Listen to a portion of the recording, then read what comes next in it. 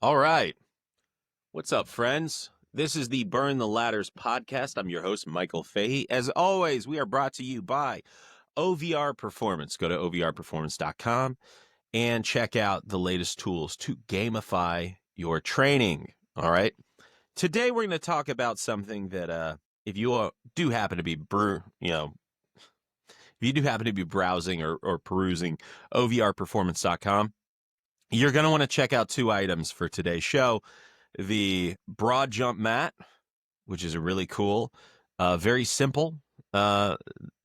It's an analog broad jump mat, oversized, 15 feet long, 3 feet wide, got inch marks all the way down it, so you can literally measure a world record broad jump with that thing. Or you can line them up back to back to back and have a 30, 45, 60 foot measurable area if you like to do med ball throws, things like that. Or you want to do some triple broad jump testing and you want to make it fast, easy, precise. Go ahead, get you some of those, because today we're going to be talking about some hurdle hops.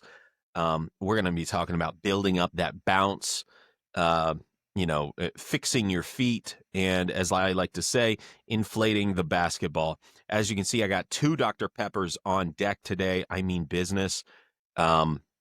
So if the caffeine gets low, I'm good to go. I'm going to try and stop talking in rhyming form. I don't know why I'm doing that.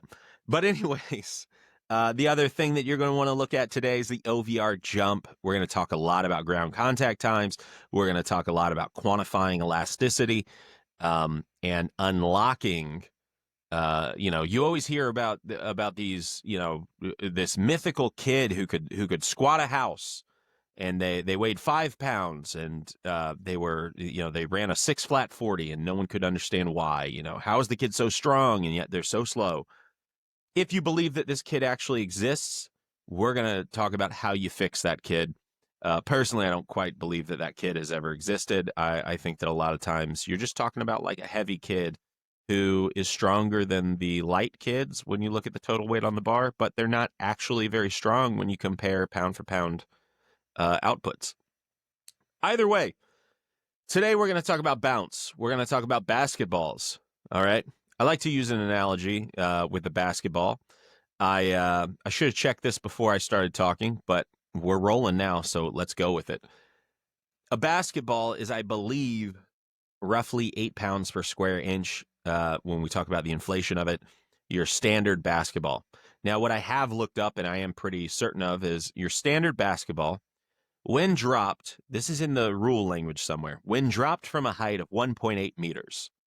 I don't know quite what that is in feet. I'm going to guess that's, around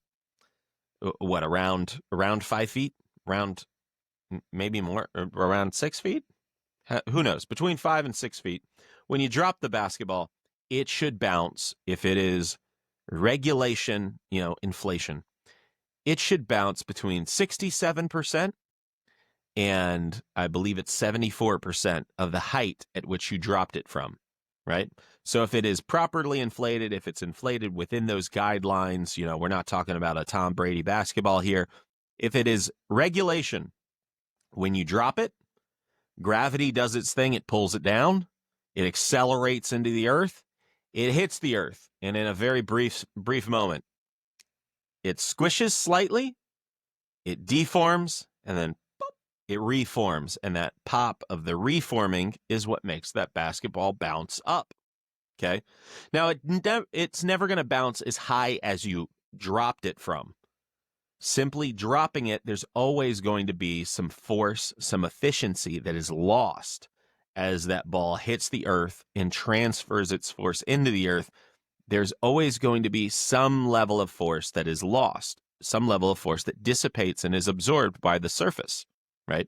Now, if you have a bouncier surface, maybe it's going to return more energy, but it's never going to bounce higher than where you dropped it from. Okay? So why am I saying this? I'm saying this because every kid is essentially a basketball. Every kid has a foot structure, a lower limb structure, that when they hit the ground, when they put force into the dirt, when they put force into the turf or the court, whatever it is, when they make contact with whatever the platform is that they're going to propel themselves off of, there's this transfer of energy and force. And the cleaner the transfer, the more reaction forces return to them, and the greater efficiency they're able to propel themselves back against the earth with, right? Now, unlike the basketball, because the basketball just passively bounces, but it's still a great illustration. Your kids have legs, they have limbs that compress and create, force of their own to help augment that falling, right? So basketballs, they have very little say in the matter. They just fall. They don't apply any force to themselves. They just fall. If that basketball has extra air in it, what happens? It bounces a little higher, right? If that basketball has less air in it, what happens? It doesn't bounce as high, right? So if the ball bounces greater than 74-ish%, if it, say, bounces 80% high, then the basketball's overinflated.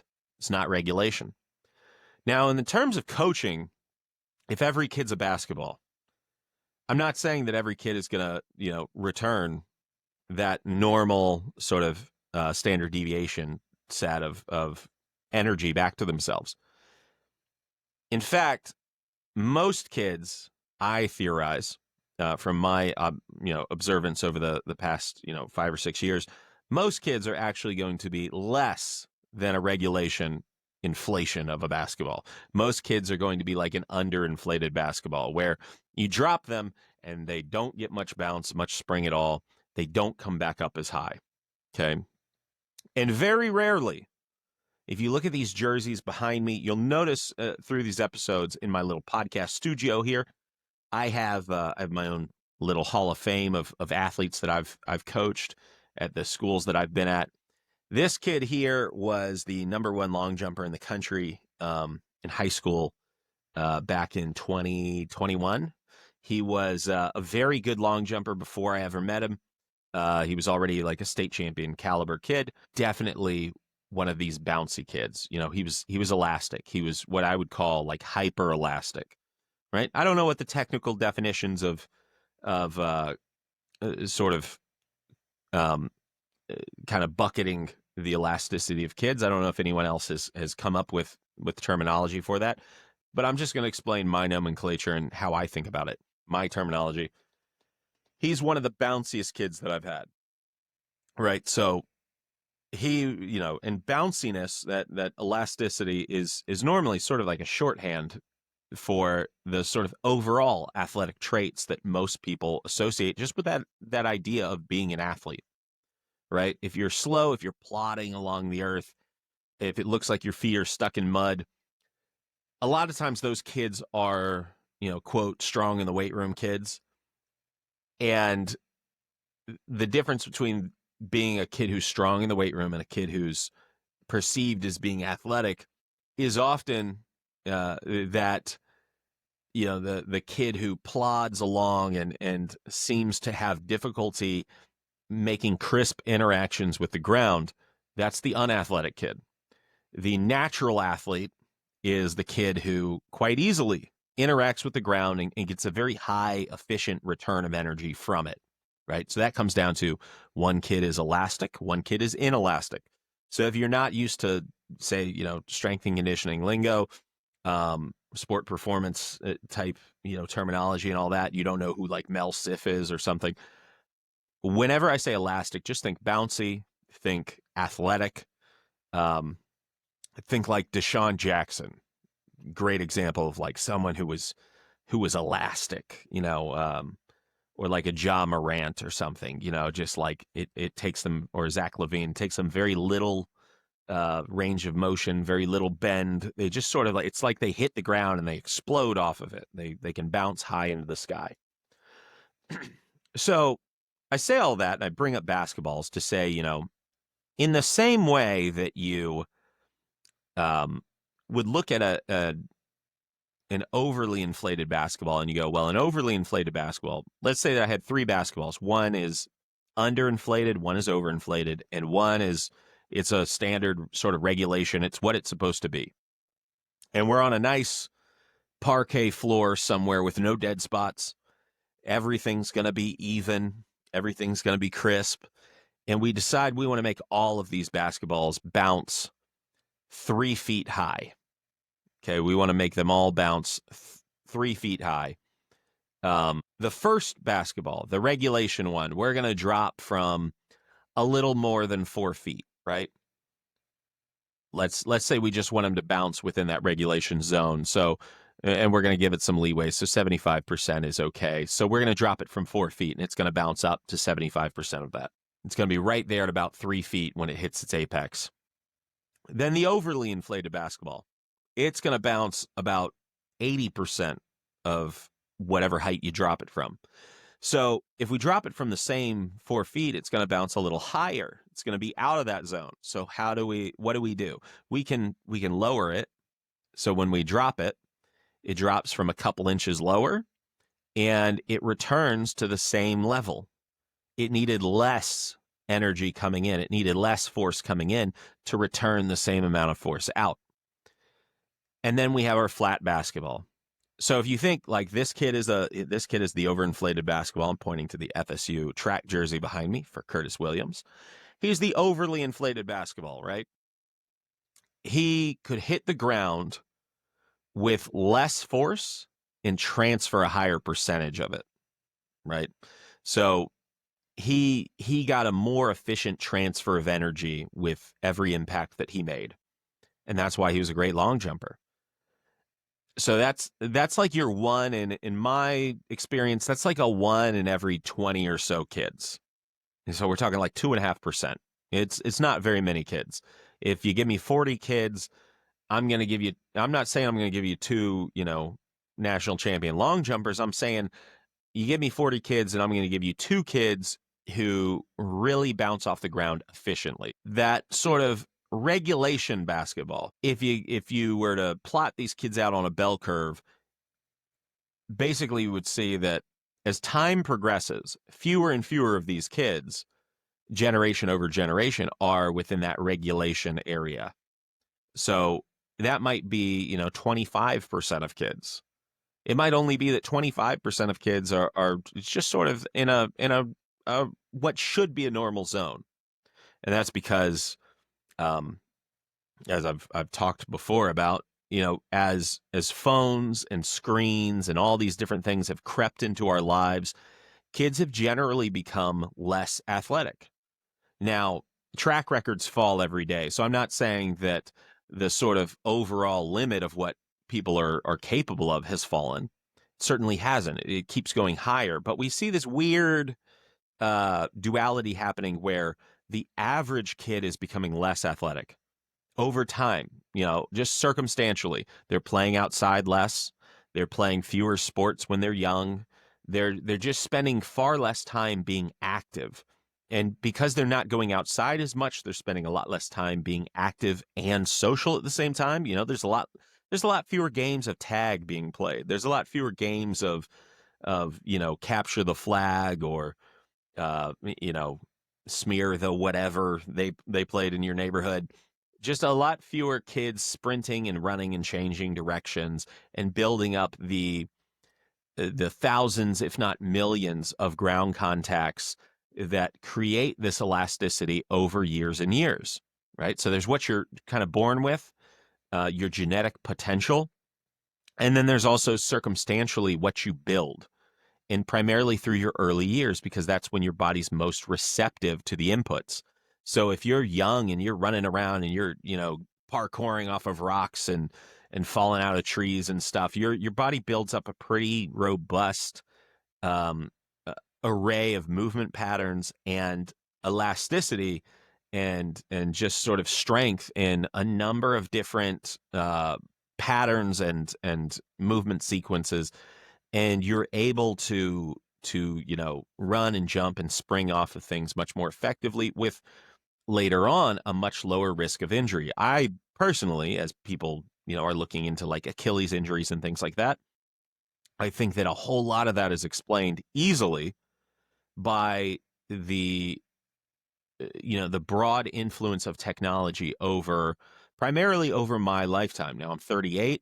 So we didn't really have cell phones until the very end of my high school experience.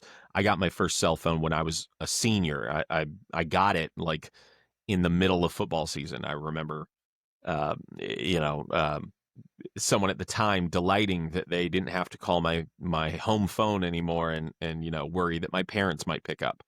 Um, but even those phones, they didn't have much in the way of, all you did was talk on them. We didn't, no one was even texting us back then. So, um, but that was when you started to see injuries, substantial injuries starting to creep into younger and younger populations.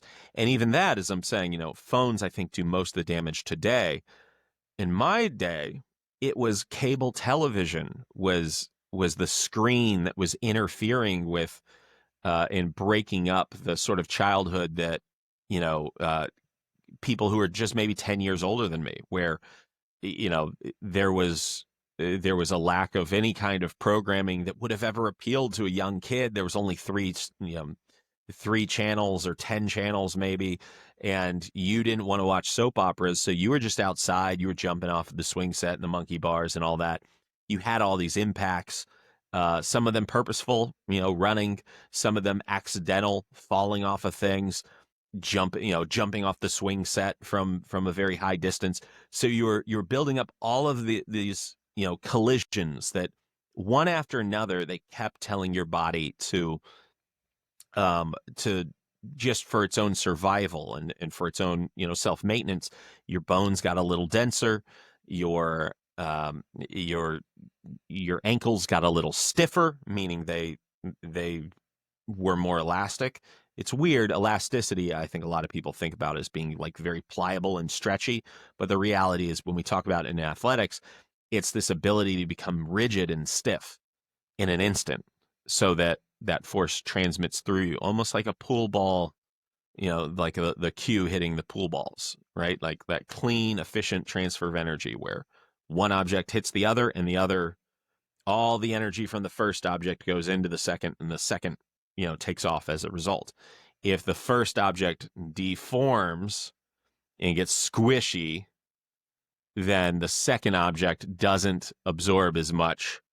And likewise, vice versa, if the first object is the pull cue and the second object is, a little bean bag, you can toss the pull cube into the pull cue into the bean bag as, hard as you want, and it's not going to go very far because that energy is going to disperse within it. It's going to deform and elongate the period of impact, and it's not going to reform very well, right? So it's going to absorb a lot of that force and not efficiently return it in either direction. So anyways, being a 70s kid, an 80s kid, you're probably going to be marginally more athletic than, say, a 90s kid.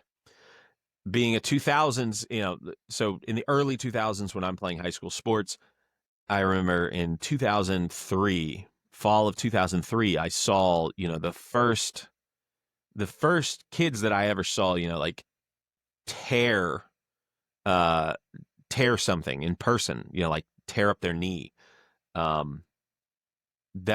remember when that's when I started to notice things like that happen. And it was like, man, like we had one kid who hurt his knee.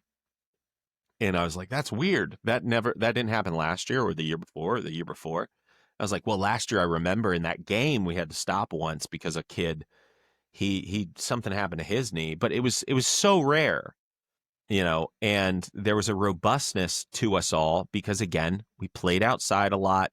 You played a ton of different sports. We were also, on average, we were lighter, right? So we were lighter and we were more active, which meant that at a much earlier age, we were stronger, right? So we're both stronger because we're, picking up rocks and climbing trees and stuff and just being physical. So we were, if you tested our lifts back then, we were probably 20, 30 pounds stronger on average, I would bet. And again, just talking about the average kid, kind of where they start off at. And on the other side of things, we're also probably, 10 pounds lighter, like everyone was kind of long and lean. So our own bodies constituted a lesser weight, and we were building up, just broadly, we're building up a bigger base, a bigger capacity for I know I said this whole podcast was going to be about elasticity, and here I am going off on a tangent, but I think it's an important thing to be said. And that starts to in the 80s and early 90s, that process of child development really starts to get interrupted by screens. Screens start aggressively encroaching in, you know, um, a lot of that, there's other factors that go into it, but I think the screens being sort of the most devastating quick thing. So suddenly you start to see these injuries that used to start popping up when athletes were in college are trickling down into the high school ranks, and injuries that happened, with a higher prevalence in the pro setting start to trickle down into the collegiate setting. And this process just keeps cycling over and getting more and more aggressive. And now you drive to work, or you drive home in the afternoons or the evenings, and you ride by parks where no one is playing. There's no kids out on bikes. There's no games of tag. There's no, you don't see kids out playing, especially with each other, nearly as much. Just they're not chasing. They're not running and jumping. They're not being sort of physically reckless in the same way. And there's sure a lot of other reasons for that, but you see kids walking home together in little clusters where they're all looking at screens. Their heads are down, their posture's terrible, and the kids are a different shape. They're a little heavier, so they're not building themselves up, and their own bodies constitute a more stressful load on their less developed, structure and musculature. So this is a recipe for disaster. But all this also goes, why I got on this tangent to begin with was, this is also an explanation of what is happening, this sort of epidemic of waning athleticism amongst the average kids. Now, again, the internet is out there, and there's tons of, there's more minds and more people thinking about like how to develop athletes than ever before. And we're quantifying more things. We're measuring more things. In certain areas, we're doing that, right? There might be a coach in your city or town who takes athletes very young and almost goes like the other way with it, where they start over specializing. Sometimes that's a real danger. But you get like these parents who are like, more educated than ever about physical development, and they very purposefully, uh, you know, are raising children who, know how to sprint very well, have great technique, and they get active and involved with sports very young, and as a result, they end up, becoming those high school phenoms who are running, 10 low. But so you end up with a situation where you have a small percentage of kids who are really benefiting from all of the advancements in training and all of the technology, and they're sort of benefiting from all of the added intention. But the vast majority of kids are simultaneously sort of degrading physically, just year over year. And it rears its head in the form of these kids are less coordinated. They're more injury prone, because it's just a physics equation, right? At a certain point, it's like, they have less physical robustness. They're not as strong, especially just generally, sort of in all directions. They haven't had the stimulus that's going to create the strength. They haven't had the activity that's going to create the strength. And they're also heavier, right? And so elasticity is all about being able to transfer a high amount of energy very quickly. And that energy and force has to be relative to how much they weigh. Right. This is also why, like, who are the elastic people when we think of athletes? Not very many people are going to think of like a big, heavy, lumbering center in basketball. If you think about elasticity, you might think about Allen Iverson. You might think about Ja. You might think about, a lot of these light, quick guards. but you're probably not going to think about, Big Shaq Diesel, right? Who is, for his size, if you go back and watch him, was very elastic, surprisingly so. But just in the grand scheme of things, it's hard to be super elastic, to present as being super elastic while being very heavy, because again, the demand of force application there is so crazy. So all this is to say, we as strength coaches, we're dealing with a problem here where we have generation after generation that are coming in less elastic than ever before. And yet elasticity is a real separator of, the good from the great, the competitive from the, non-competitive. It's oftentimes the separator between, making a JV team even, or making a varsity team, or certainly, in making a collegiate roster, a professional roster. Um, so elasticity, it's one of the hardest, longest sort of on-ramping qualities. And but there is hope, right?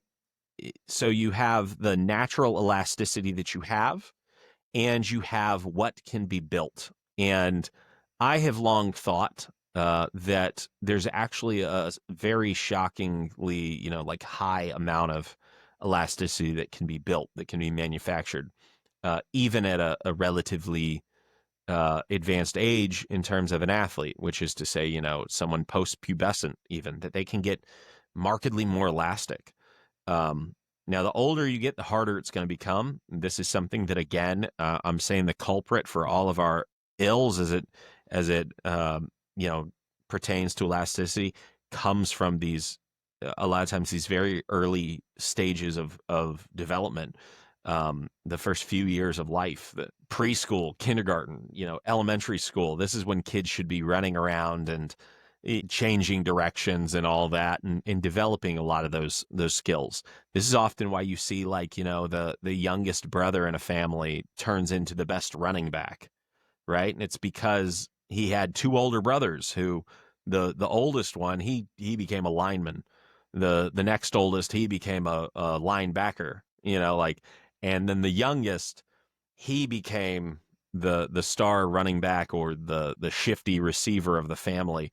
And this happens over and over again, and you start to look at the patterns and go, well, why is that? And again, it goes back to that oldest brother. Who was he playing with? He was playing with mom and dad, just two big older humans.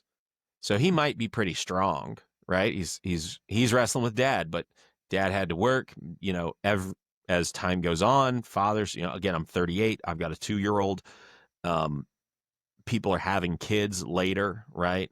So it's not just that the kids are less active. It's the parents are now also those less active kids from the generations before. So everyone's less active, and these sort of more sedentary lifestyles are so normalized, and the kids kind of respond and they adapt to, again, every stimulus and every input around them. So the middle brother, well, he was getting chased by his older lineman brother, right? And then the youngest brother, he was getting chased by both brothers.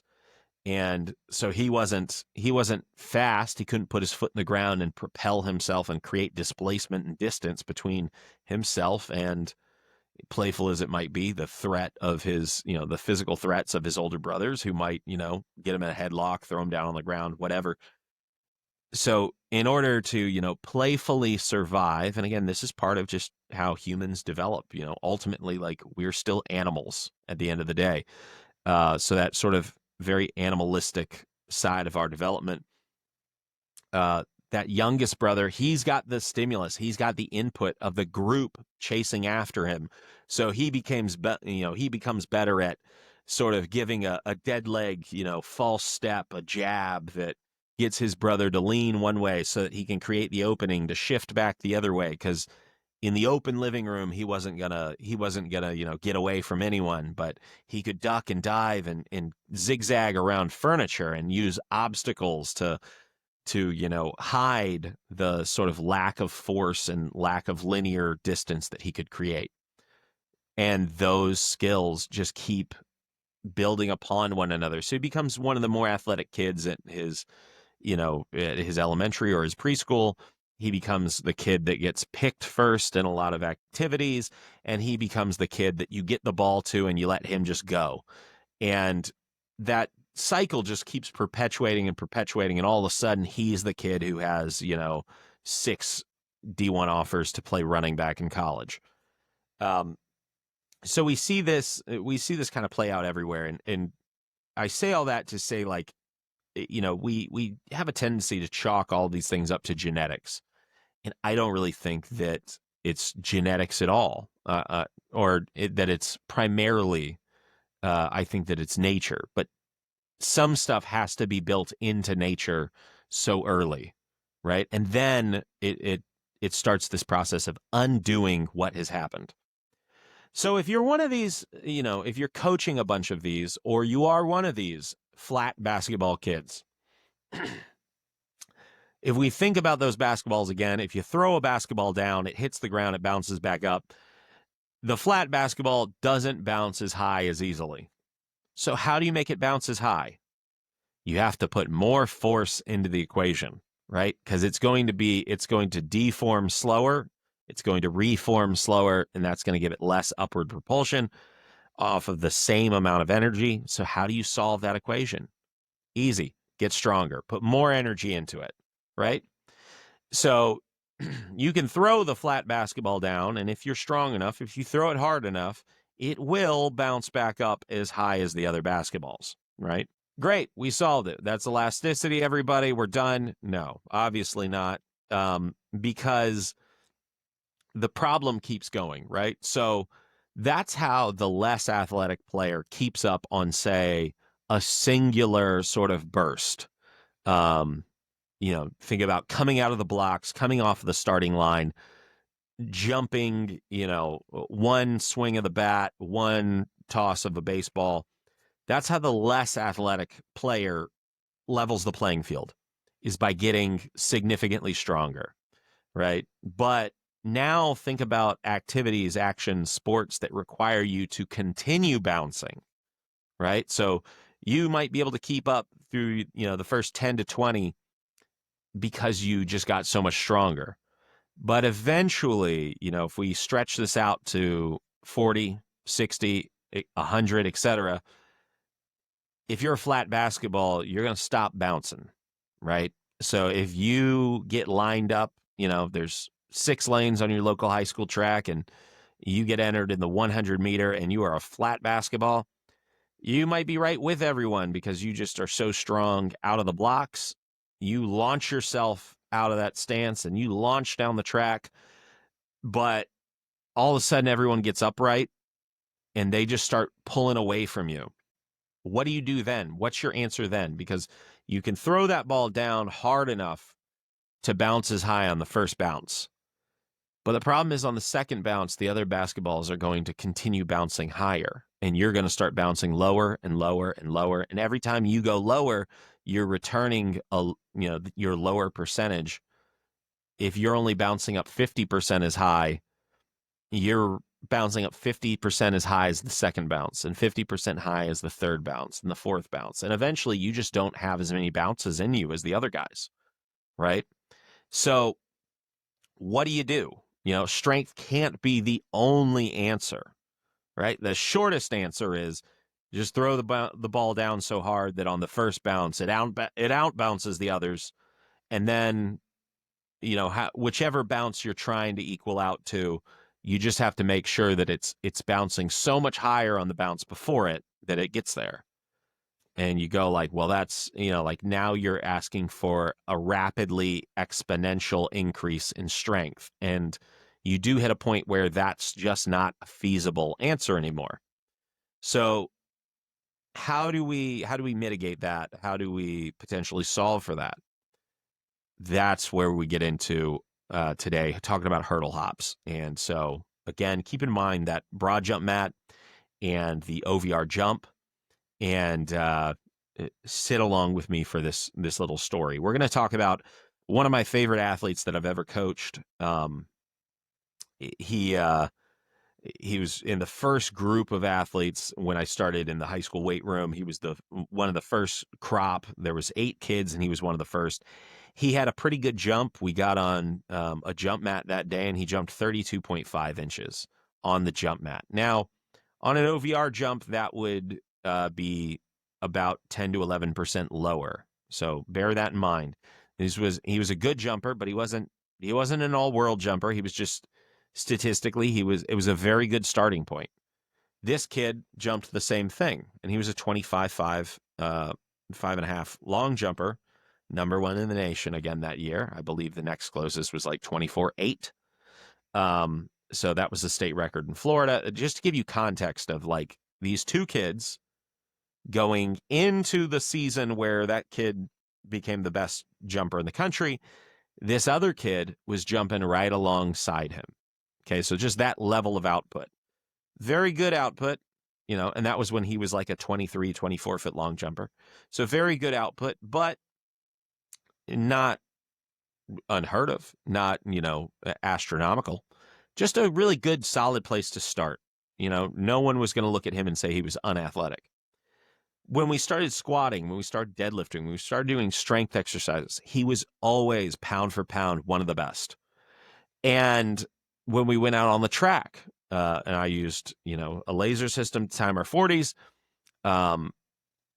he dominated everything except for the track work once we started to get past about 20 yards. He had one of the fastest 10s. And I went, okay, well, so, some of the other kids who beat him, say in a 10, like some level of variance makes sense. He had the best or second best broad jump on the team. And again, this was a team that had the nation's number 1 long jumper. He was dominant at everything. He loved the weight room. And if he had a moment to load up, he could explode. He could throw the he had held the team record for the med ball throws that we would track. He had the standing vertical record. He was, tied or was second place in the broad jump. So he should have been near the top of everything that we did. He was pound for pound the strongest kid. Everything pointed in the direction of like, man, when we get out in time 40s, this kid's just going to haul. This kid's going to just smoke everyone. This kid's going to be incredible. And he wasn't slow. I'm not gonna do the thing of like, oh, he was so strong and yet he was, slow. He wasn't slow. He was, if you put him on most teams, he'd be one of the fastest kids on basically every team. But I noticed that there were kids who were significantly weaker than him. Like kids, he was so statistically anomalous to everybody. And then when we went and we ran 40s and he was running like 4.8, which again, not slow at all. Not slow. Not saying that's slow. That's pretty quick. That's a great place to start. But it didn't add up to his other numbers. And so I got to thinking, like, why? I couldn't understand. He's so good at jumping. I was always told, like, if you squat good relative to your body weight and you jump good, you're gonna sprint good. And I was like, well, he squats the best and he jumps the best. So in the sprint, I understand, again, he's got a D1, track kid in his class with him, but shouldn't he be one of the best? And we had other kids who were running significantly faster. I couldn't understand, like, how is he so good at squatting and jumping, at deadlifting? He's good at everything, but how is he relatively so average at sprinting? Right? And so I started going, there's got to be something I'm not seeing here. So very quickly we said, okay, well, let's do some triple broad jumps. And I noticed he came in a couple feet behind our fast guys. I go, okay, well, let's distill down even more. Like, what's really going on here? And so I one day, we normally would kick our weight room, we kicked our weight room sessions off with uh, jumping on the jump mats. So I had a few jump mats, and everyone would line up. We'd break up into a few lines, and they do 4 jumps with weight and 4 jumps without, and we'd record the best of each number. And the kids would cheer and they get really hyped for it. And then sort of at the end we'd go, like, okay, each line, I want you all to nominate a dude. One dude is gonna, like, we're gonna create some sort of competition where whoever's line, basically, if their champion wins, and you're gonna get like 1 jump. And if your champion wins, then you get something special. You get to choose the music, or maybe the other groups have to stay behind and clean the locker room. That was a fun, like, Thursday, Friday type game. I would try not to do things where, like, if you lost, you had some sort of physical punishment. I never want to do that. But if you could do something that, just to create that competitive edge and environment. So anyways, this kid, whenever this kid, was in a group, he would always get chosen as the kid to represent the group, and he would always win. He was super competitive, and he was just a hair better than most of the other kids, but he was super competitive. So he loved the crowd. He loved, everyone's eyes on him. So he usually did his best when the stakes were high and everyone was watching. But so I watched him win, and I was like, man, he's winning against a kid who just, smoked him in the 40, who pound for pound even can't squat with him. What's going on? So it irritated me. So I looked at my jump list and I went, okay, I got all these kids jumping, 30 plus on a jump mat. So like 20, 26 high, 27, about 27 on an OVR jump. And I'm looking through my list and I'm like, all right, I got 13 kids here today who are jumping 33 plus. I call their names out, I pull them over, and I set up a bunch of hurdles. And I put the jump mat at the end of the hurdles, right? And these are just track hurdles, so they're at like 30 inches. And I got 3 30-inch hurdles set up, and then I put a 36-inch box at the end. So after you go over the 3 hurdles, the last hurdle, you hit the jump mat and jump up onto a 36-inch box. Not anything that was going to scare these kids, because they could all jump, but something that was going to be relatively challenging to them. And I said, I put the jump mat in the plyo mode or whatever, and I said, I want to see how fast y'all get off the ground. And I didn't really tell the kids what I was doing or who I was doing it for. I was doing all of this to compare how that one kid stacked up against all of these kids who he could outjump. And that kid, I had him go last. And he's watching. Again, he thinks, oh, we're jumping, I'm going to kill everyone in this. I'm going to, he wanted to win everything that we did. So he didn't care that this was new. He didn't care that there was no standards for this. He also wanted to be at the back of the line so he could see what everyone else did, and then he could try and beat it. And these kids go boing, boing, boing, like 0.26 and up onto the box. Boing, boing, boing, boing. 0.22 and up onto the box. Boing, boing, boing, boing.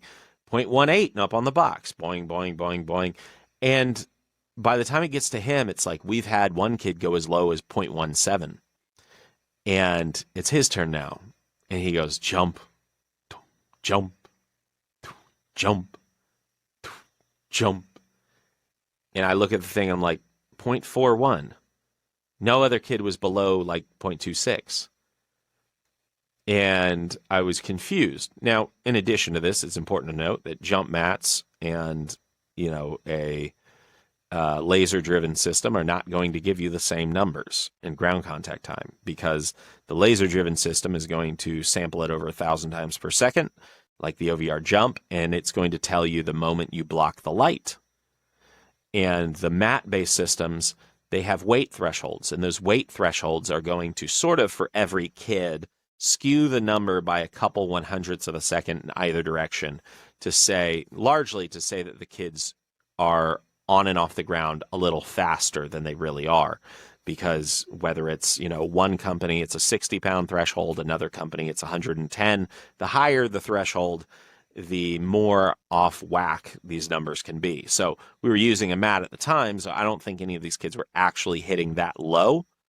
But this kid that I was trying to test, he was still hitting really high, right? So he goes through and he hits like 0.41. And you go, all right, man, got to go faster, got to go faster. So the next time through, everyone hits a couple 100ths faster. And then the fastest kids, again, are getting stuck around like 0.17. And a couple kids who end up being, like collegiate wide receivers now. And some of them running collegiate track now. They're hitting like 1.7, 1.8, and he's hitting, he goes from 0.41 to like 0.39. And I'm like, like this is, and it's so much slower that you can see it. So I'm looking at it, I'm like, all right, we've found what he's bad at. It's like we found Superman's kryptonite. And he does not like that he suddenly feels weak and exposed on something. But so I tell him, okay, every day I'm going to set one mat to the side and I'm going to set up these hurdles and set up this box. We jumped 4 days a week. So for about 3 weeks running, I told him, we would normally start off by sprinting. We would do either max velocity days or acceleration days, and then we would come in and jump. This was like every day. The facilities at this school made this kind of stuff super easy to do because the track was literally about 10 feet from the weight room. So we would go, and we had a turf field. Everything was marked out. So I'd get there, 15 minutes before the kids got there. I'd set up the laser lanes, the timing gates, and then I'd set up the jump stations inside. So we'd, half an hour maybe go do all of our sprinting. Then we'd go inside. Kids would, take off their shoes or change shoes. They do their jumps, whatever. But so I started setting up a second lane for him to sprint. And it was always set up on Max V. It was always set up on Fly 10s. And I set up these hurdles with the box at the end. And that was always there. And for about 3 weeks, 4 times a week, sometimes 5 times a week, he was going and he was doing hurdle hops, trying to drive that time down. And he was just doing it like by himself. And some of the other kids, when they got done with their jumps, they'd go back over and they'd try the hurdle hops. And they go, what'd you get today? Oh, 2.4? Ha ha. And they'd hit 1.8 or something and 1.7, and they'd move on. And he'd get really pissed. And, I loved that they needle him because finally it was everyone, all these kids found something that like they were definitively better at and they could hold over his head. He didn't like that. But I loved because of how competitive he was that he was, pissed off. So I was like, he's going to improve fast. This is going to be great. And so, again, going into this experiment, he ran, I believe it was like a 4.82. And after the 3 weeks, we test 40s again. And I'd done this because I'd been watching his Fly 10. And his Fly 10 had gone from like, over these 3 weeks, had gone from like a 9.95 to like 9.59 or something. Not a huge discrepancy, but it had gone down substantially. And I was like, all right, so now I'm curious to know what your 40 is. And we went, and I think he ran like 4.66, somewhere around there, maybe a 4.62. He was in the 4.6s. And again, we'd run our 40s with a second. We'd run them 2 lanes at a time, so he had competition. He ran substantially faster, and I was like, okay, now we're on to something. Then I let him come back over to the jump mat, and he immediately jumped an all-time PR. So I was like, so we haven't been doing standard verticals for 3 weeks with this kid.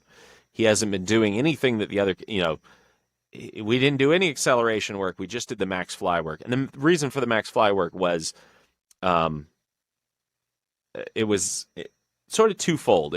But the reason for the max fly work was because when you're running at max velocity, you're creating,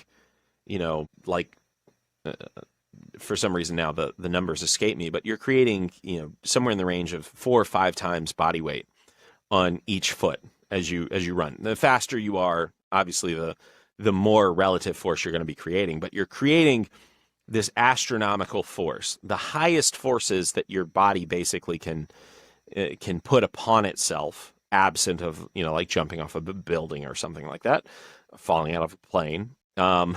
Sort of the highest training loads that you can create are being transmitted through your legs and hitting the ground, very specifically hitting the ground through your feet, through your foot and ankle, and it's happening in sort of the shortest duration of time at which you can apply such a large force, right? So the faster you're running, the faster your ground contact times are going to inevitably get up to as you hit your top speed. Once you hit your top speed, your ground contacts are going to slowly start to get longer again as you start to decelerate. So I was like, all right, we want him to get more elastic. We want him to get more bouncy, more springy. So on one side, I was timing these hurdle hops and trying to get him faster that way. And on the other side, I was having him run at max velocity and getting him those very intensive of contacts of his foot hitting the ground, slamming that force through him. Now, you're pretty limited in how much max velocity work you can do. So those are incredibly, even if you're in a sport where, let's say baseball, you never really hit top speed in baseball because as you're accelerating, you have to turn, you have to turn, you have to turn. So you're accelerating and then it's getting broken up. You're doing, maybe some curvilinear stuff, but you're never really like just open it up and really going. Yet still, that max velocity work is so important because it's one of the most potent stimuluses. A lot of people talk about it for your hamstrings, in terms of injury prevention and inoculation of pulled hamstrings. But even beyond that, it's one of the most potent things you can do to create, the elasticity and the sort of sharp transfer of force through strong ankles and feet. So this kid, well as he accelerated, well as he squatted, well as he did everything, his glaring relative weakness was that he had the strength, the relative strength of like a 4'4" running back, but he had the foot and ankle, strength and stiffness of a wide receiver on your high school bench, so like there was this gulf of resources on one side and weakness on the other. There was this discrepancy where this weakness was so glaring that it was undermining the true potential of his other strengths.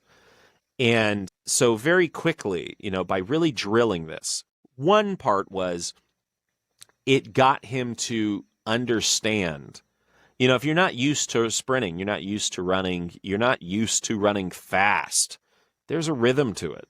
There's a cognitive element to everything. So having the potential to do something, and I'm talking about the current physical capacity to do something, is only one side of the equation. You have to have the neural capacity. You have to have the cognitive capacity. You have to have the ability to tell your body to do the things that you want it to do. Now, this kid luckily had excellent proprioception as well. He's one, again, going back to, he's one of my most favorite all-time kids that I've ever coached. He didn't play college sports. Otherwise, I'd probably have his jersey up right now. I'm very tempted to make like a high school version of his jersey. That's how much I love this kid. But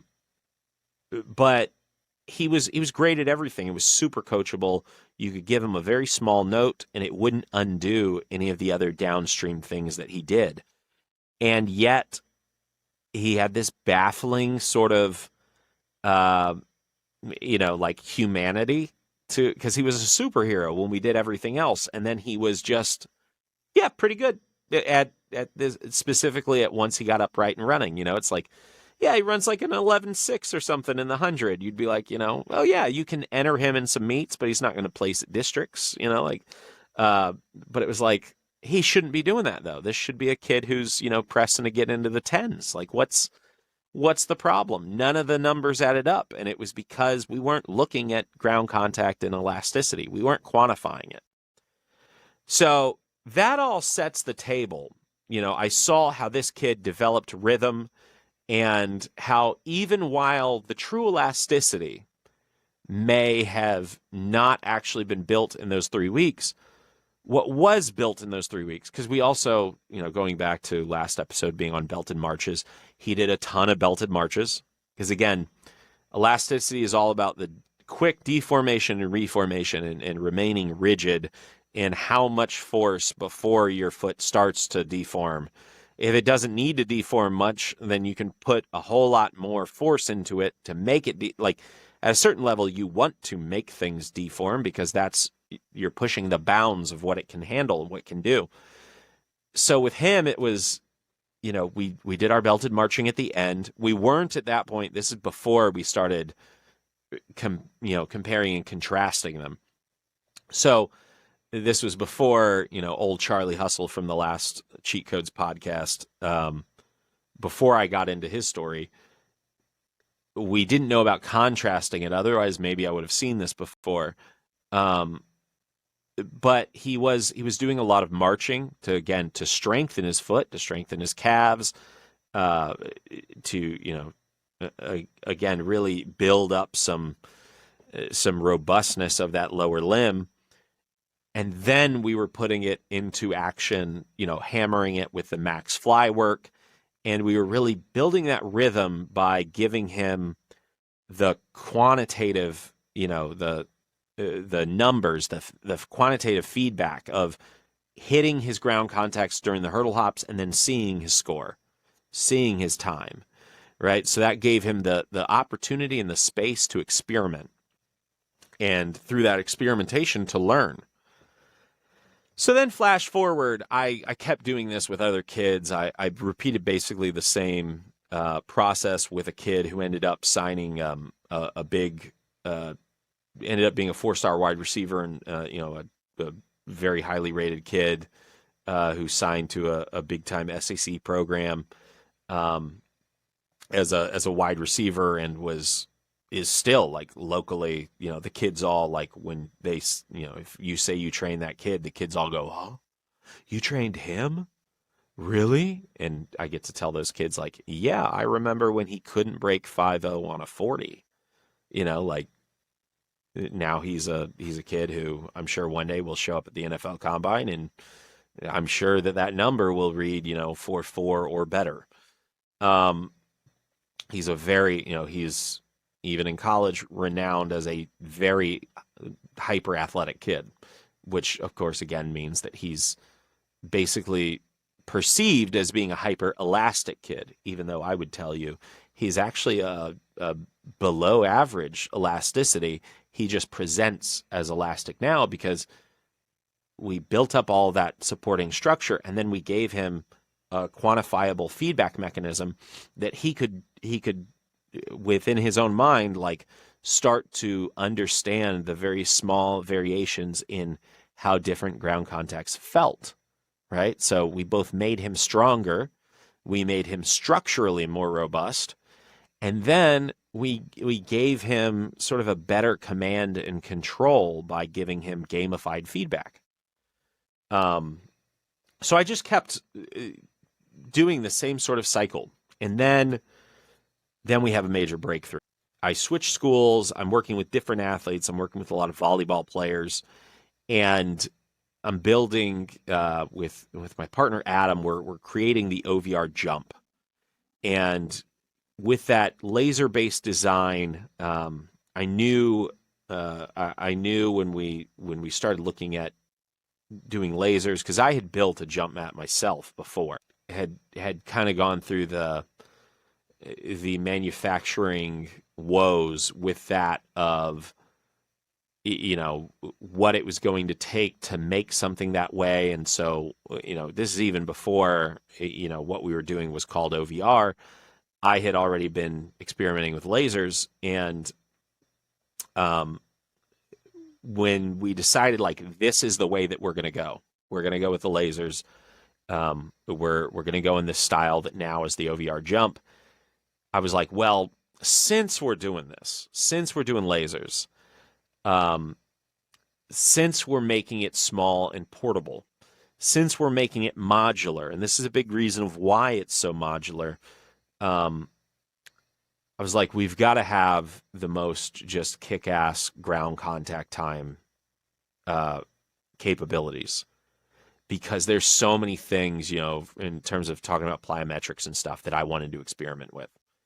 And as we talk about plyometrics, just even that term, that idea, I think that commonly plyometrics are when they are quantified and defined, they're often defined with that definition of being ground contacts under 0.2 seconds. And I think about this all the time. I think like, well, that's pretty crazy because that definition is very old. And again, as I've already said in this video so far, when you use one type of technology, it might give you a different reading than another type of technology. So using lasers was a very precise and accurate means to start quantifying data, this data, rather than using pressure pads that have sort of by nature of their own design, because you can't make if you make a pad too sensitive, it's going to basically be destroyed by the activity that you're doing. Whereas when you run on light, you don't have any pressure thresholds. You don't have any kind of delays inherent to the technology, because as fast as you can sample that light, you can tell whether someone's there or they're not. Right? So and it doesn't matter if they weigh 10 pounds or 10,000 pounds, like the weight of the athlete or the build of their foot, none of that matters. They're either on the ground or they're not. You're not using pressure at all. And now you don't have to worry about the robustness of your landing surface, because you're not actually landing on the device. The devices are off to the side. You're landing on the in-between. So there's not wear and tear issues. So when we went to this laser system with the OVR jump, it was like, well, this changes everything. We can radically shift how we're going to do this, and we can make ground contact time one of the real cool key features of this. So that's what we did, and I was frustrated with other mats that the ground contact time only went to the 10th or the 100th of a second, so it only gave you 2 digits. And of course, the better you get at ground contact time, the harder it becomes to see an improvement. And 1/100th of a second starts to be pretty big when you're talking about how long your foot is on the ground.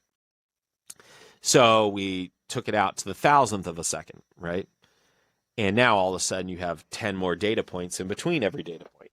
And now you can see a lot smaller gradation, or gradients of information.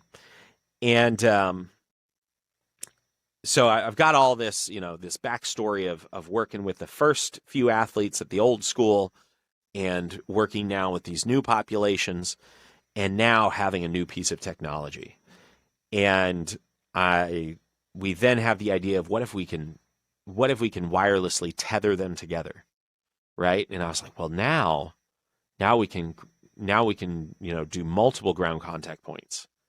And suddenly I'm stringing up 10 of these things, and we're going over hurdles. And I was listening to a lot of Randy Huntington at the time. I've since listened to a lot of Rolf Ullman kind of talk about similar concepts and a little bit different of a light. But then again, thinking about, well, just the concept of plyometrics, period. It's under 0.2. That's, how do we even know that we're doing something plyometric? No one's ever really been measuring this stuff before, not regularly. They've only been doing it in a lab setting. They haven't had a device as affordable and easy to bring out into the field as the OVR jump. So sure, there's theory about all of this, but there's not actually that much good data about it.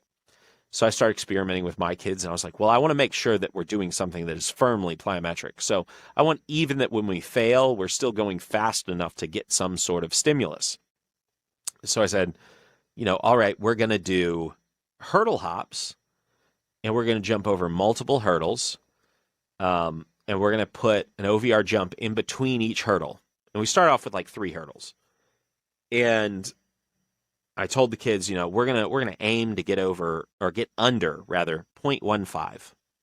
0.15. That way, even if you miss and you go 0.17, you're still in that plyometric territory. We still haven't missed the boat entirely. We're just not in the seat that we want to be in. We want to be in first class. We want to be in a very expensive seat on the ferry boat of elasticity, whatever this analogy I'm building out is. And so, so with that, I also had to choose a hurdle height. And so I didn't want to choose a hurdle that was too tall, but I wanted there to be some intent and some actual displacement of their hip. I wanted them to have to actually, take themselves up and down. It can't be that we just slap the ground with our foot and move on, That's not actually anyone's problem, is simply flailing their leg as fast as they can. The problem is, can you push through the contact and, create propulsion in that slim amount of time? So we said, all right, ground contact's got to be under 0.15, and our minimum hurdle height is going to be 18 inches. Right? So we went over 2 hurdles, 18 inches, with 1 OVR jump in between. And I saw right off the bat, okay, a lot of kids, very few kids could get under 0.15, period. And most kids were having troubles just getting under 0.2. So I go, oh, well, this is informative. A whole lot of kids technically, I guess, can't do plyometrics. They can try and bounce, but it's not plyometric yet.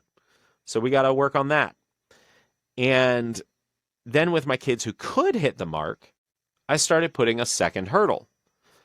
And on me, I got access to all the OVR stuff, so I bring out a second OVR jump. I put the second OVR jump down. And these hurdles are only at this point 3 feet apart. Not that far apart. 3 feet, if you're a large male like me, your foot basically is going to take up the middle foot each time. So you're only really jumping 1 foot forward to get to the hurdle. And then you're landing 1 foot past the hurdle, right? So it feels almost like you're jumping straight up and straight down. This is important to keep in mind in a second. But the big thing was, it wasn't a terrifying distance for even the younger kids, and it was enough space that you could land in between. And it was really easy to measure, right? So your foot took up a huge swath of the middle of the zone, so you could put an OVR jump over here and the other side over here, and you would basically always land in the middle. So we did 2 landings, and I saw, all of a sudden a lot of kids who could hit, 0.1 something the first jump were landing and going over 0.1, over 0.2 on the second. So it's like, all right, so these kids are not very elastic. And then my better athletes, of course, they would go boing, boing, easy. Give me a challenge. So then we go, okay, a third hurdle. We'll insert a third hurdle. We'll insert, or a fourth hurdle. We'll insert a third ground contact zone. And every time we inserted a ground contact zone, we would see kids fall off, be unable to continue getting scores that were fast enough. And how we would track it was, you would look down at each zone that had an OVR jump in it, and you would look at which one had the highest number. In essence, your slowest score. Whatever your slowest score was, that was what we would record for the day. So your goal was, much like sprinting or something else, was hit these ground contacts as fast as you could, while still getting over the hurdle. Now, if you could hit all 3 under 0.15, then when it was your turn, we would jack the hurdles up 3 inches. So you'd go from 18 inches to 21 inches. Now, it's not a huge difference, but in order to jump higher, you have to output more force. But we weren't going to give you more time. You had to continue going under 0.15. And what I saw with another athlete was, very quickly, he went from being unable to get under 0.2 over 3 ground contacts at 18 inches to, by about the third day he did it, he suddenly could hit everything easily under 0.2. He could hit everything easily under 0.15. So we raised him to 21 inches. And it took him a couple trips to go through it, but then suddenly he could get them all under 0.15 again. Only now we've increased the height by 3 inches, so he's creating 1/6 more power, or he's displacing himself by 1/6 more distance. But in order to do that, he has to create much more, because gravity's exponential, so he has to create a whole lot more force to get up an additional 3 inches. But he does that, so then we go to 24.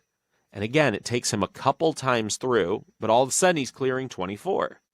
And all of a sudden he's clearing 27, and within a few days he was clearing 30, right? So just through this story so far, you've seen we can scale this exercise by adding height, which is going to mean that you have to be more forceful. More force in the same amount of time means you go faster, right? Or we could lower the threshold from 0.2 to 0.15. What I eventually did was lower the threshold down to 0.12 for my fastest kids. So trying to create, I'm all about levels with things. I want a system of progression. I want the kids to just continuously be like, oh man, I've unlocked a higher level. Now I'm competing in a slightly harder, I've gone from rookie to, all pro, and I want to play this thing on all Madden. So I've got these multiple variables that can make this sort of constraints-based system a little more difficult. And whenever the short of this all is that whenever I see a kid sort of have this big eureka moment where their hurdle hops get significantly better, I can time that kid, and that kid runs significantly better every time. I haven't had that happen yet where a kid just like gets awesome at hurdle hops and we don't see it transfer over to, even distances as short as a 10 to 20 yard, fly, a fly with a 10-yard fly with a 10-yard lead. Even in distances that short, if we see something spike in the hurdles, we see it happen with their real running, right? And then, so I was, playing around with adding more hurdles. And of course, the broad jump mat comes into this because I started laying out these beta versions of what is now our broad jump mat. And they're designed to be exactly 15 feet long so that as you add more hurdles, you can just line up the next one and you can use the 3-foot increments, and you can even progress them in smaller, increments than that. Or if you're doing a broad jump, you can put a hurdle out there as a sort of an obstacle, and you can progress the hurdle out inch by inch. And to kind of get into that, one of the magic points of a hurdle, this is a less scientific thing. It's more of a psychological thing. But when the kids look at the hurdles, again, I said if the hurdles are 3 feet apart, it almost feels like you're jumping straight up and down. You're going straight back against gravity. And that hurdle is so close to you, because if you're landing basically in the middle of the hurdles, the next hurdle is then only 1.5 feet from you. So as I experimented by adding hurdles, right, making them have to repeat the elasticity over and over again, which yielded speed gains, I decreased the amount of time that I gave them to beat the level, and that made them output the same amount of force in less time. That made them faster. I increased the height of the hurdle and kept the ceiling the same, the threshold the same. And by increasing more force in the same amount of time, that made them faster. I also started experimenting with, what if you took those hurdles from 3 feet out to 4 feet, out to 5 feet, out to 6 feet, 7 feet, 8 feet, etc. I've had a girl go out to 8 feet, running six hurdles, 8 feet apart, continuous, boing, boing, boing, boing, and never hitting over 0.19. That means she's not loading up. She's just sort of bouncing and rolling, bouncing and rolling. Happens to be my fastest girl, happens to be my best accelerator, happens to be a girl who broad jumps over 9 feet, like consistently, happens to be my best vertical jumper. But every time, as she's made progress in the other things, as her 40 gets faster, as her acceleration gets better, her hurdle hops normally are doing the same thing. But what we started to see was, okay, I can progress them going outwards. And as they go out, here's what we saw. When you took them from 3 feet apart to 4 feet apart, you think, okay, that's more challenging. But still, when the kid lands in the middle, you moved them out a foot, but how far out do they look to the kids? They look only like they move 6 inches. So you have this lack of inhibition. You're getting the kid to jump further, but they're fixated on the hurdle. And of course, by taking off and landing on the other side of the hurdle, they're going to land about halfway in between. So they think, okay, I'm just jumping 2 feet, but they're actually going 4, right? And you extrapolate that out with this girl who went to 8 foot plus. She wasn't looking at it as, oh my gosh, this guy wants me to do sequenced broad jumps of all 8 feet plus, and I'm just a high school girl. She looked at it as, that hurdle's only 4 feet in front of me. That's easy. And by the time she lands, she goes, that hurdle's only 4 feet in front of me. That's easy. If I removed the hurdles, all she would have to focus on would be where she landed, right? And that would create fear and anxiety and a lot of inhibition. So I could actually trick these athletes into, doing things that would actually scare them if the hurdles weren't there. The hurdles became sort of a distraction. And then oftentimes basically every time we could remove the hurdle and they could do a broad jump. And when we did that, they would almost always, if they didn't PR, if they didn't outright hit an all-time PR, they always jumped very close. They always jumped well, in part because in order to get over the hurdles, when the hurdles start getting stretched way out, you have to be taking off at the right angles, right? And that's one of the things that I find is hardest for kids to understand. Either they jump real high and they come down, or they jump almost flat out. They jump too flat out, and so they never get they don't get the clearance to sort of take off and fall the right way to maximize their distance. So it became a teaching tool, even backtracking for both sequence broad jumps, like a triple broad jump test, but also for a singular broad jump. This became an excellent instructive tool that, again, had a very high correlation over to progress in their sprinting, right? And it gave me a real great sense of how elastic were these kids. Because if you gave me a hyper-elastic kid, elasticity being still much harder to improve than most of the other physical traits, if I got a hyper-elastic kid, like, say, kid up here on the wall, he was a 185-pound box squatter when he came to me. And again, was a very good high school, he could jump 23 consistently. But when we increased his box squat by 200 pounds, all of a sudden he jumps 25 consistently. And now he's the best in the country. Well, it's because, every ounce of added strength that we gave to him, he was so elastic, it would transfer.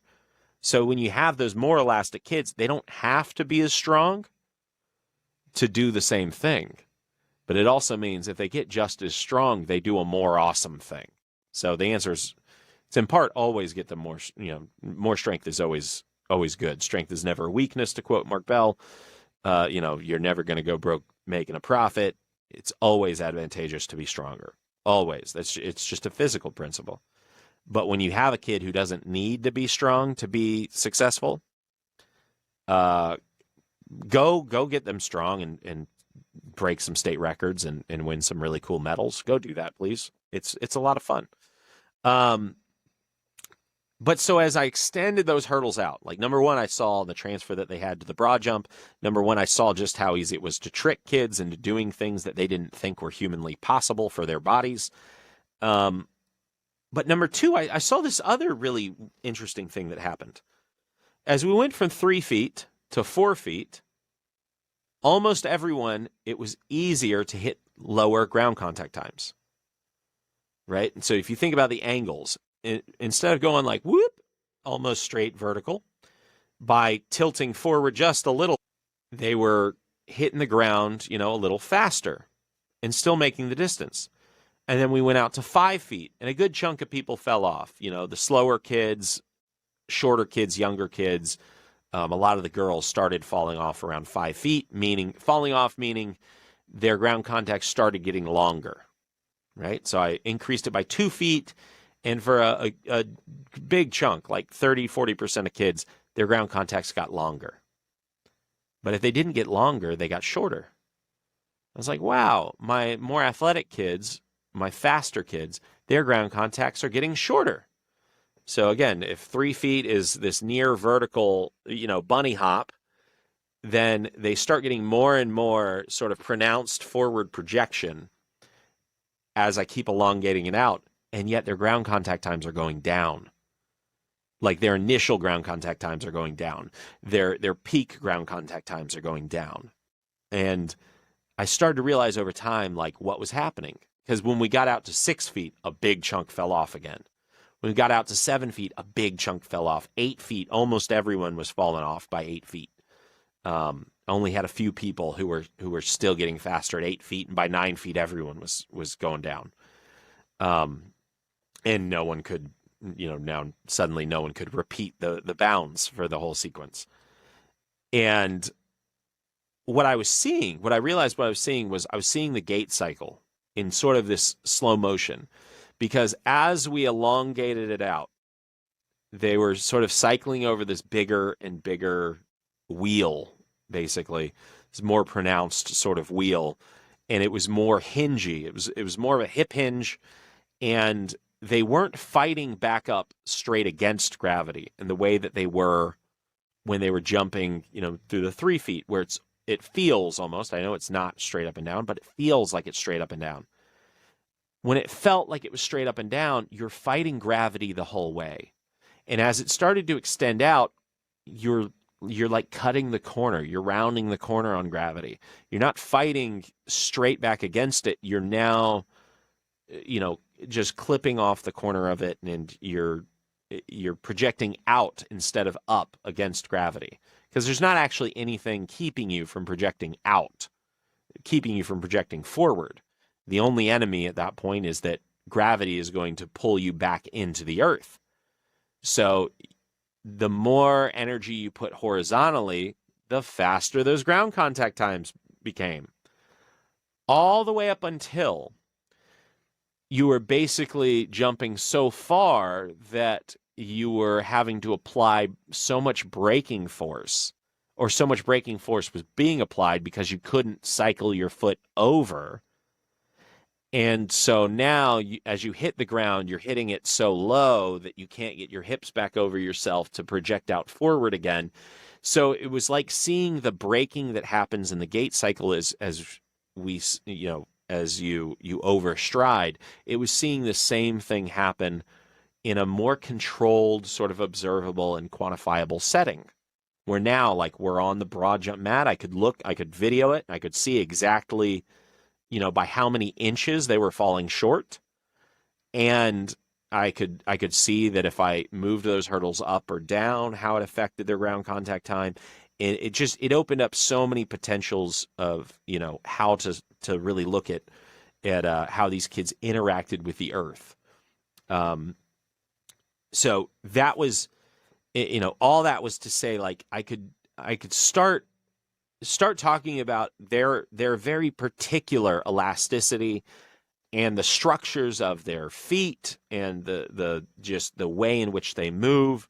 I mean, we could challenge we could challenge them at the hip, we could challenge them at the ankle and the foot, and we could quantify their successes and their failures so minutely, and give them, the importance of that is because you can start to give them that cookie of saying, like, yes, that was 1,000th of a second better, right? You can start giving them that actionable feedback, because they can go, oh, cool, because they try something slightly different on every rep. And when they start to see that something works, they lean harder into it, right? And they can tell if something is working, because they're getting that very granular feedback. Am I getting one 1,000th of a second better at this? Am I able to jump 1 inch further? And when you can suddenly give them so many data points to say, like, no, you didn't succeed, or, you know what, you failed there by such a minuscule amount. Now you're changing the definition. You're reducing the gray area within your coaching. And that was such a cool thing for me. That was so powerful. So with all of this, what I'm saying is that whenever you apply quantifiable feedback to anything, right? Whether it's distance on a hurdle, or it's the height of the hurdle, or it's the ground contact time in between the hurdles, or it's the number of hurdles, All of this instantly ramps up the intensity, right? It ramps up the intensity of the exercise, which means that every individual set, every individual rep is now a more potent stimulus. That's what we want. We want potency of stimulus. We want a stimulus that can cause greater or more rapid adaptation.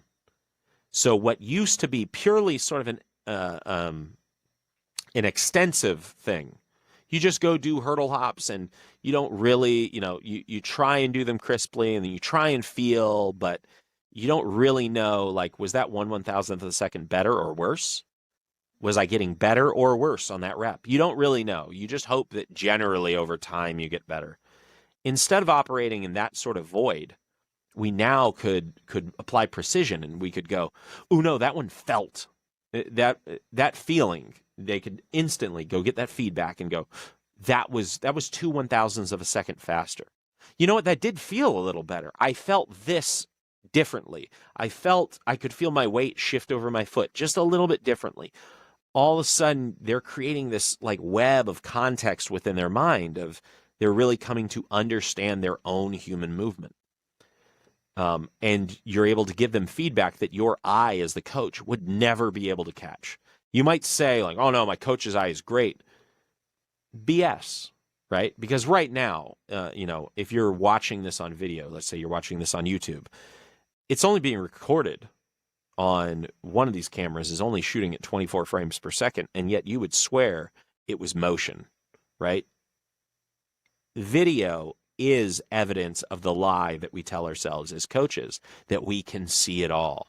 You can't. Your camera on your phone is rarely ever showing you frame rates over 30 frames per second, right? 20 frames per second. If I show you 20 frames per second, you would interpret it as fluid motion. That means that you can't actually accurately or consistently tell differences of 1/20th of a second. That's 5/100ths of a second. That is the difference between a ground contact time of 1.0 or 1.5. 0.10 or 0.15. That is the difference between a pretty fast high school sprinter and a pretty slow middle school sprinter. And your eye cannot actually tell the difference. Not at that granular level. You think you can tell the difference because you can see the larger differences between those two athletes, but you can't actually provide any instruction based on your visual observance of either of those athletes if they were to do something 1 or 2/100ths better or 1 or 2/100ths worse. You would have no actual clue. To quote Tony Villani, I was showing him some of this stuff down at XPE this spring, and I did a ground contact setup with him, and he watched a few people go through, and he said, this is great because what was I going to say before? Good? Bad? It's trying to get rid of the and change into that was a little better or that was a little worse. How much can you how much gray can you get out of your language to make it more instructive for the athlete? And best of all, even when you get past the point where you don't have an answer for the athlete because your senses literally can't keep up, the athlete can look down and say, well, look at the numbers. Oh, look, my slowest one on this rep was a little faster than my slowest one on the others.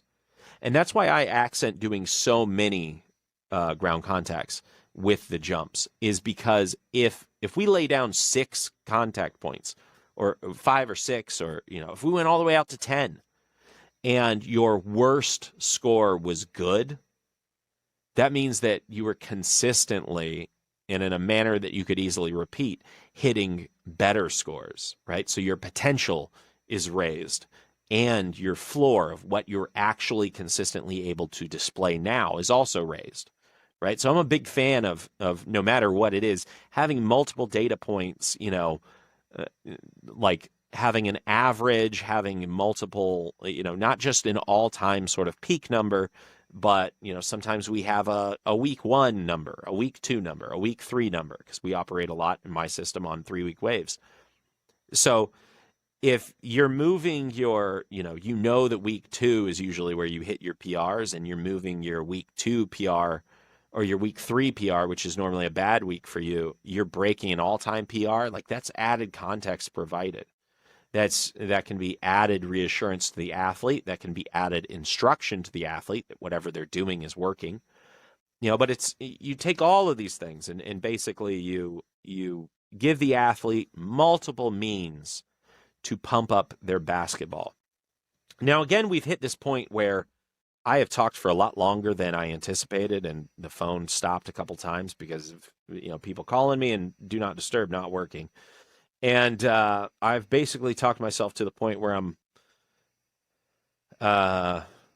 confused as to what other points I would have possibly wanted to make, and doubting that there's enough oxygen in the room for me to keep making them. So with all that said, again, go to OVRperformance.com, check out the OVR jump, check out the broad jump mat.